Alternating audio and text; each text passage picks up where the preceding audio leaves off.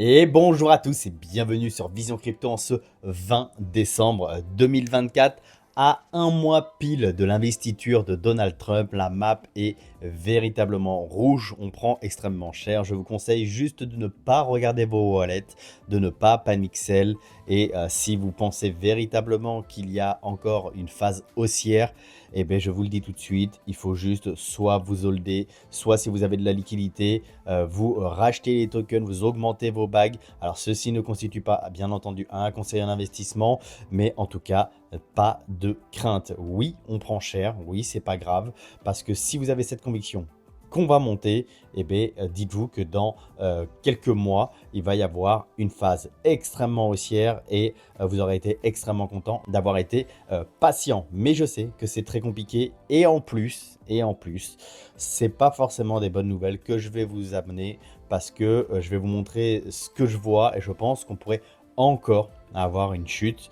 Bon, après, hein, comme d'habitude, je vous donne mon sentiment, je vous montre ce que je vois et ce que le marché essaye de faire aujourd'hui, c'est simplement, ils essaient de faire capituler les gens. Donc la capitulation, il faut qu'elle arrive et une fois qu'elle sera arrivée, nous pourrons repartir très fortement à la hausse, mais il faut cette phase de capitulation. Allez, on va voir tout ça dans cette quotidienne. Donc au niveau de BTC, 103 milliards de volume, au niveau d'Ethereum, 63 milliards de volume. On va voir notre ami BTC tout de suite. Qu'est-ce qu'on a fait? On a été dans la RLZ longue.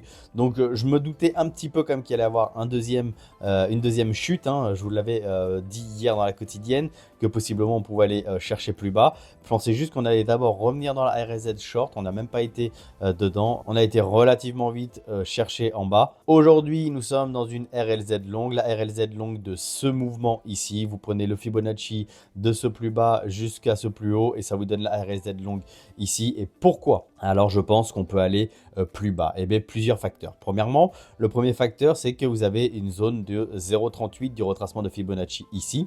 Vous avez en plus un support ici. Et les zones de 0,38, comment je la détermine? Regardez, vous prenez le plus bas qui est ici. On va le faire ensemble. Le plus bas qui est ici. Et vous allez chercher le plus haut ici.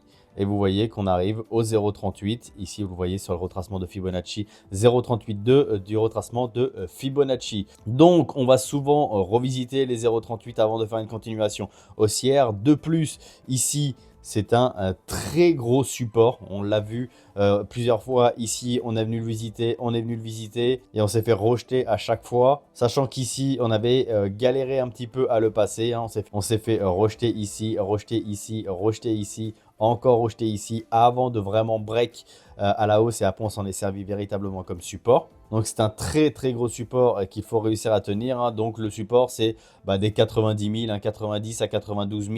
C'est quelque chose qu'il faudrait absolument tenir. Si jamais on ne tient pas ce support et les 0,38 de Fibo, ça va faire extrêmement mal parce que la suite c'est en bas et ça va faire vraiment très très très mal. Donc vraiment les 90 000, hein, il faut les tenir. Et qu'est-ce qui me fait dire en plus qu'on pourrait revenir ici et potentiellement avoir un rebond dans cette zone? Eh bien, on va aller voir les données tout de suite. Premièrement, il y a encore des liquidations à venir chercher en bas jusqu'aux 90 000. Vous voyez, on peut venir les chercher. Là, on a été chercher toutes les liquidités qui étaient au nord. Là, on est vraiment en train de faire un gros balayage et on va chercher vraiment les liquidités au sud. Et surtout, regardez cette map, c'est que je trouve qu'il n'y a aucun ordre. Il n'y a aucun ordre pour vraiment limiter le prix. Regardez, alors ici, si je fais ça, vous voyez que là, on n'a plus aucun ordre. Ici, on n'a que dalle quasiment pour freiner le prix. Et là où il y a éventuellement des ordres, c'est à quel niveau? Ici, on commence à réavoir des ordres au niveau des 92 000, 91 000, 90 000 et 89 000. Ici, il commence à y avoir des ordres. Après, il y a beaucoup d'ordres ici à 85 000, mais c'est bien plus bas. Mais regardez, sinon, avant, il y a quasiment rien. Alors là, il y a des ordres qui sont en train de se mettre. Est-ce que c'est ce qu'on appelle du spoofing, c'est-à-dire c'est des ordres qui se mettent puis qui vont être retirés et après on va chuter très fortement. Donc au final, c'est des faux ordres, hein, si vous voulez. Donc est-ce que ça, c'est du spoofing ou des vrais ordres? Si jamais c'est des vrais ordres, on pourrait arrêter le prix ici, hein, parce que là, il y a quand même pas mal, hein, quasiment 500 bitcoins ici et quasiment un peu plus de 400 bitcoins ici. Donc là, c'est quand même vraiment pas mal. Donc soit c'est du spoofing et ils vont être retirés et on va chuter. Et si on chute, ben, on va aller chercher la zone des 92 000 puis des 90 000. Parce que sinon, il n'y a quasiment rien pour l'arrêter entre temps. Si c'est pas du spoofing, on pourrait s'arrêter ici et éventuellement repartir. Mais voilà, hein, je préfère vous dire que le scénario qui est possible, c'est qu'on aille chercher les 92 ou les 90 000. Mais ce qu'il faut bien se dire quand même, c'est qu'il faut dézoomer. Regardez, si je me mets en 4 heures par exemple, où est-ce qu'on est baissier et où est-ce qu'on est bearish? On n'est pas du tout baissier. On fait une correction, oui. Comme on l'a dit plusieurs fois, qu'il allait y avoir des corrections et des corrections qui sont relativement violentes, eh bien, c'est le cas. Voilà, c'est des corrections, ça fait très mal, effectivement, mais il fallait s'y préparer. Et je vous le dis dans les quotidiennes qu'il faut s'y préparer. Si on regarde, on a fait une correction de 11%. C'est pas non plus énorme par rapport à ce qu'on a pu connaître dans le passé où on fait des corrections de moins 20, moins 30%. C'est vraiment pas énorme du tout. Alors oui, ça fait très mal, notamment au niveau des altcoins, parce qu'en plus, c'est BTC qui reprend de la dominance, donc les altcoins prennent extrêmement cher. Donc les personnes qui sont majoritairement exposées aux altcoins, et c'est mon cas, oui les wallets, ils sont vraiment au cimetière. Donc ça, c'est extrêmement dur parce que tous les bénéfices qu'on a pu faire ces derniers jours, eh bien vraiment, ils sont enterrés, hein, ça fait vraiment extrêmement mal. Mais la seule chose qu'il faut se dire, c'est que c'est normal. C'est normal, donc du coup, ce n'est qu'une rectification. Nous ne partons pas en bear market et il y aura une grosse hausse par la suite et ça, il faut en être convaincu. Si vous en êtes convaincu, eh bien, il ne faut pas hésiter soit à racheter, soit à profiter des soldes, soit augmenter les bagues où vous avez le plus de croyances. Et si à l'inverse, vous n'arrivez pas à supporter la pression et que vous pensez qu'on part en bear market, bon bah alors vendez, hein, vous ne posez pas la question. Mais en tout cas, si jamais vous avez des convictions, ben, juste n'ouvrez plus votre wallet et attendez qu'on reparte fortement à la hausse. Je pense que cette fin d'année, hein, jusqu'à Noël et jusqu'au 1er de l'an, peut être comme ça, dans la peur, dans la capitulation, et que seulement en janvier puis février, nous allons potentiellement repartir. Et je parle surtout notamment pour les alts. Donc vous voyez, moins 11, quasiment moins 12%, c'est pas non plus énorme. Si jamais on descend un petit peu plus, on fait les retracements de Fibo. Ici au 0,38, on fera moins 14% si on va sur le support. Ici, on pourra descendre aux 90 000. Si on va pile poil aux 90 000, on pourra faire un moins 16%, quasiment moins 17%.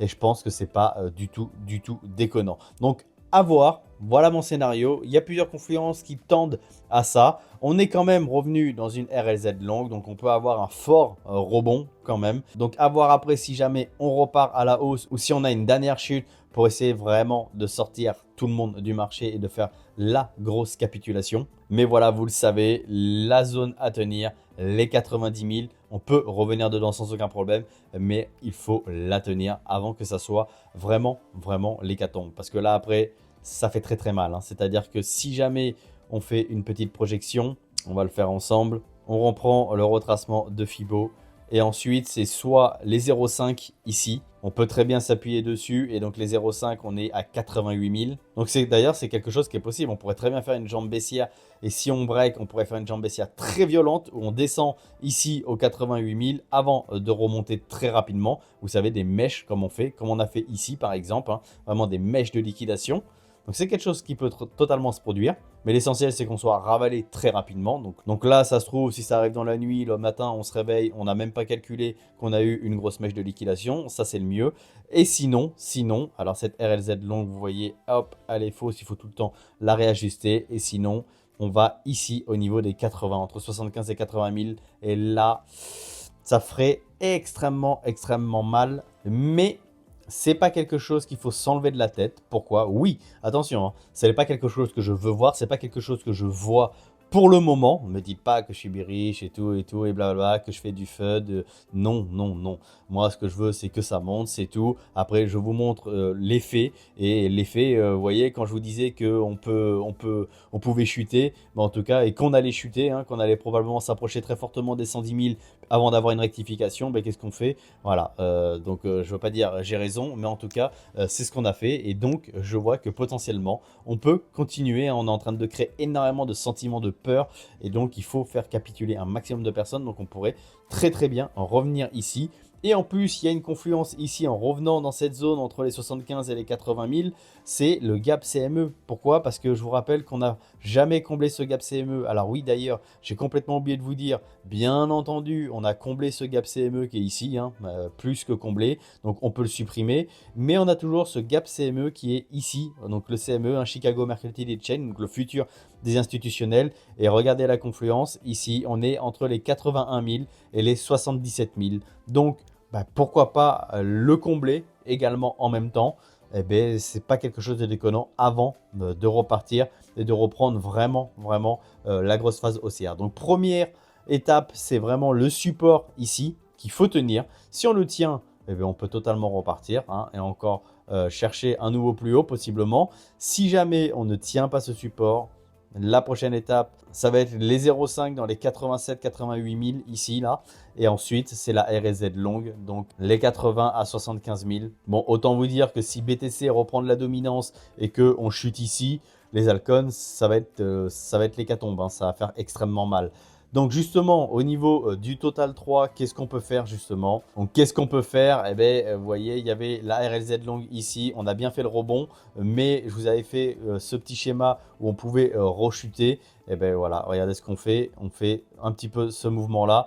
On l'a fait ici, ici. On n'est pas remonté encore une fois dans la RLZ short que j'avais marqué, que j'ai indiqué ici. On n'est même pas remonté, on a recapitulé exactement comme BTC. Et donc maintenant, le problème, c'est que sur le Total 3, c'est pas très beau. Vous voyez, ce M qu'on est en train de faire, eh bien, c'est vraiment pas beau parce qu'on a cassé la neckline. Là, on est en train de faire un pullback sur la neckline.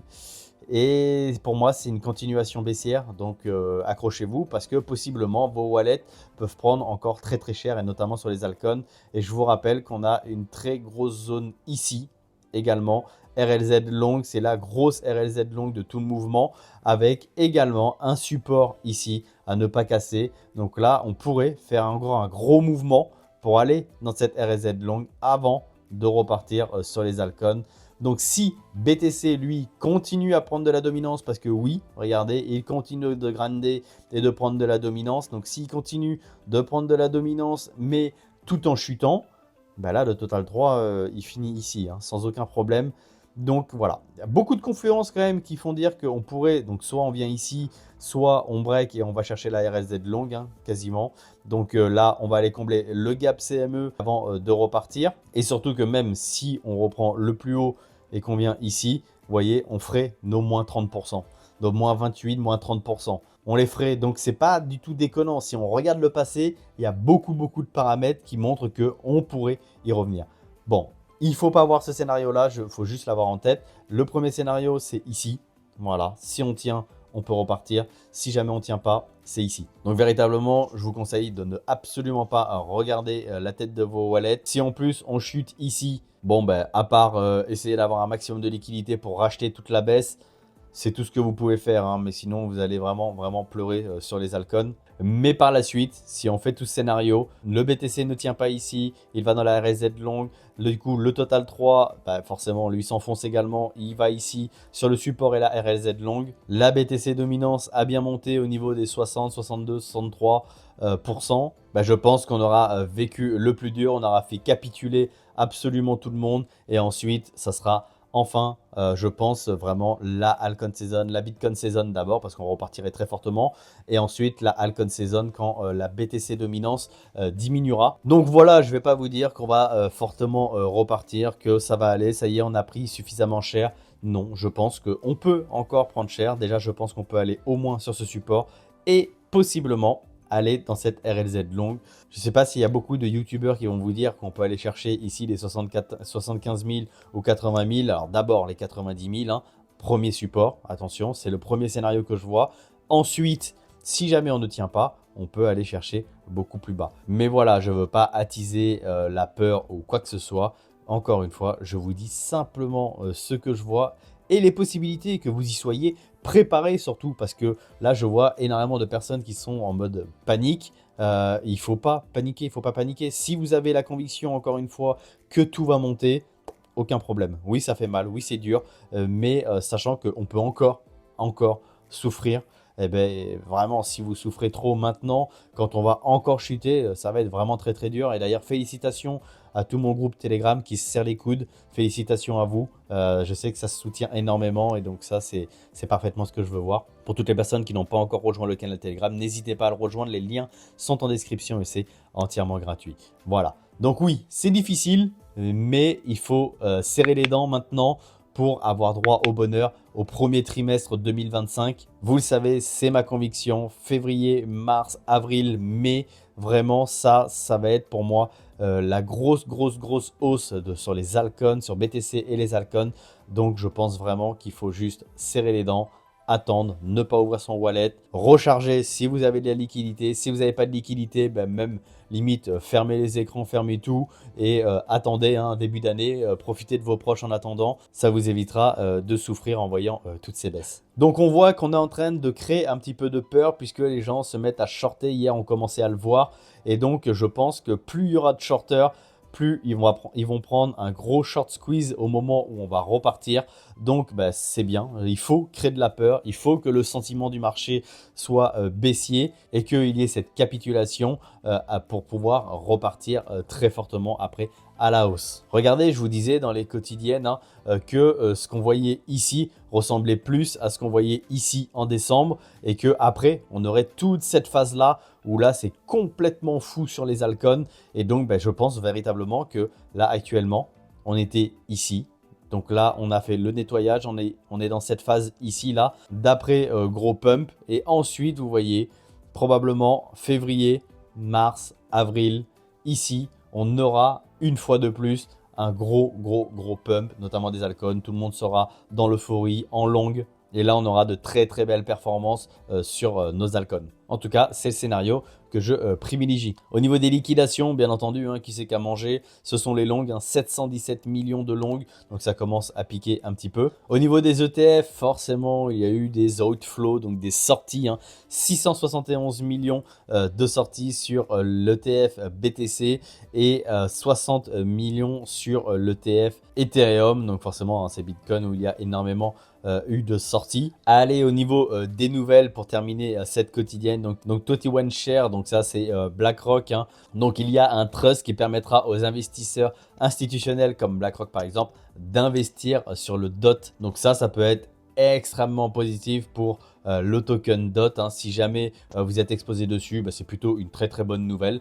Donc possiblement il peut faire de belles performances parce que si les institutionnels comme par exemple BlackRock se mettent à investir dans du DOT, autant vous dire qu'il va y avoir de la liquidité. Donc très bonne nouvelle pour le token DOT. Ensuite justement l'ETF Ethereum Spot de BlackRock, donc le ETA, détient désormais plus d'1 million d'Ethereum. Donc c'est pareil, ça a quand même pas mal acheté.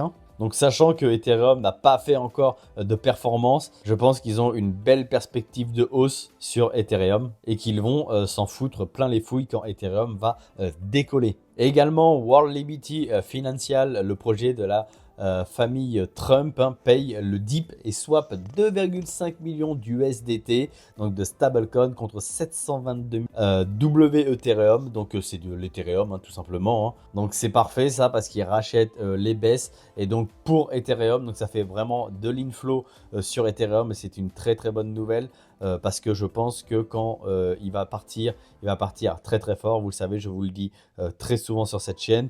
Et que oui, il est actuellement en sous-performance, mais que son heure viendra. Et qu'il ne faut pas croire que Ethereum est enterré. Bien au contraire, quand il va décoller, ça va être incroyable. Voilà, c'était tout pour la quotidienne. Je sais que c'est pas facile. Il faut tenir. Si vous avez du mal à supporter et que vous voulez pas quand même paniquer, juste fermez les écrans, fermez tout. Ne vous préoccupez pas de la crypto-monnaie.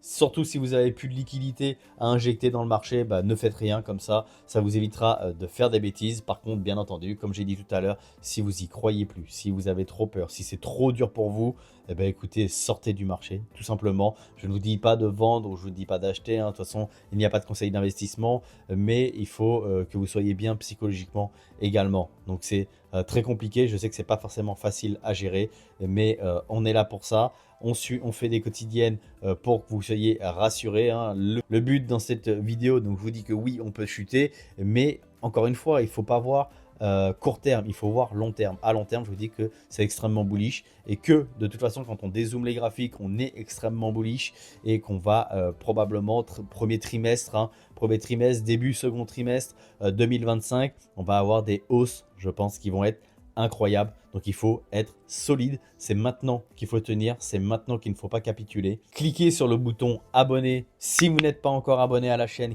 je vous aiderai à tenir. Également, comme je l'ai dit tout à l'heure, dans le groupe Telegram, il y a énormément de soutien, donc n'hésitez pas à rejoindre le groupe Telegram, c'est entièrement gratuit. Et je sais que vous êtes encore plus de 50% à regarder mes vidéos, à ne pas être abonné. Donc premièrement, ça soutient mon travail. Deuxièmement, ça aide la chaîne à être référencée. Et troisièmement, ça peut aider énormément d'autres personnes. Donc explosez-moi ce bouton abonné.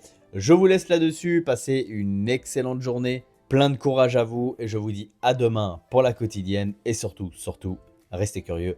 Ciao.